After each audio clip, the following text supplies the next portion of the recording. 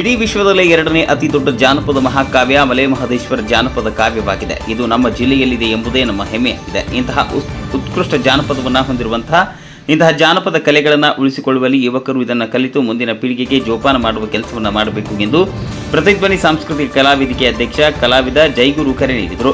ಅವರು ಮಂಗಳವಾರ ತಾಲೂಕಿನ ಮದ್ದೂರು ಗ್ರಾಮದ ಸರ್ಕಾರಿ ಪ್ರೌಢಶಾಲೆ ಆವರಣದಲ್ಲಿ ನಡೆದ ಪ್ರತಿಧ್ವನಿ ಸಾಂಸ್ಕೃತಿಕ ಕಲಾವೇದಿಕೆ ಮತ್ತು ಕನ್ನಡ ಮತ್ತು ಸಂಸ್ಕೃತಿ ಇಲಾಖೆ ಸಂಯುಕ್ತ ಆಶ್ರಯದಲ್ಲಿ ಹಮ್ಮಿಕೊಳ್ಳಲಾದ ಜಾನಪದ ಸಂಭ್ರಮೋತ್ಸವ ಕಾರ್ಯಕ್ರಮದಲ್ಲಿ ಭಾಗವಹಿಸಿ ಜಾನಪದ ವಿಶ್ವವಿದ್ಯಾಲಯವು ನಮ್ಮ ರಾಜ್ಯದಲ್ಲಿ 200ಕ್ಕೂ ಹೆಚ್ಚು ಜಾನಪದ ಕಲೆಗಳಿಗೆ ಎಂದು ಗುರುತಿಸಿವೆ. ಆದರೆ ನಮಗೆ ಗೊತ್ತಿರುವುದು ಕೇವಲ ಬೆರಳಿನಕೆಯಷ್ಟು ಮಾತ್ರ. ಇನ್ನುಳಿದ ಜಾನಪದ ಕಲೆಗಳನ್ನು ಅವುಗಳ ಬಗ್ಗೆ ಮಾಹಿತಿಯ ಕೊರತೆ ಇದೆ. ಇದನ್ನು ತಿಳಿದುಕೊಳ್ಳಬೇಕು.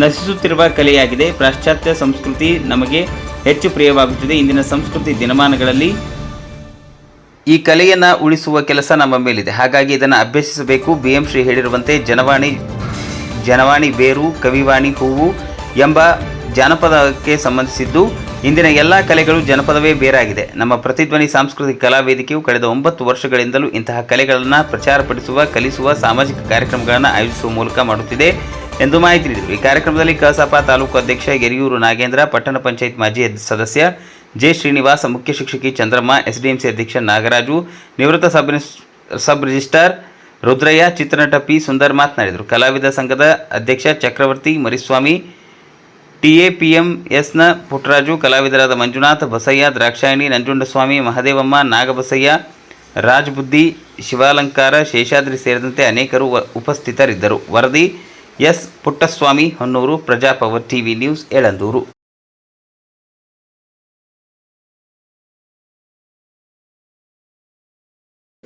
ನಮ್ಮ ಕೇಂದ್ರದ ಮಾಜಿ ಸಚಿವರು ಕರ್ನಾಟಕ ರಾಜ್ಯದಲ್ಲಿಯೂ ಕೂಡ ಕಂದಾಯ ಸಚಿವರಾಗಿ ಹಲವಾರು ಕೆಲಸಗಳನ್ನ ಮಾಡಿದಂಥ ಸರಳ ಸಜ್ಜನ ರಾಜಕಾರಣಿಗಳು, ಶುದ್ಧಾಸ್ತ ರಾಜಕಾರಣಿಗಳು ಆದಂಥ, ಯಾವುದೇ ಕಪ್ಪು ಚುಕ್ಕಿ ಇಲ್ಲದೆ ಸುದೀರ್ಘ ವರ್ಷಗಳ ಕಾಲ ರಾಜಕಾರಣವನ್ನು ಮಾಡ್ಕೊಂಡು ಬಂದಂಥ ನಮ್ಮೆಲ್ಲರ ನೆಚ್ಚಿನ ನಾಯಕರಾದಂಥ ವಿ ಶ್ರೀನಿವಾಸ್ ಪ್ರಸಾದ್ ಸಾಹೇಬರ 79ನೇ ಹುಟ್ಟುಹಬ್ಬವನ್ನು ಈ ದಿವಸ ಆಚರಣೆ ಮಾಡ್ತಾ ಇದ್ದೀವಿ.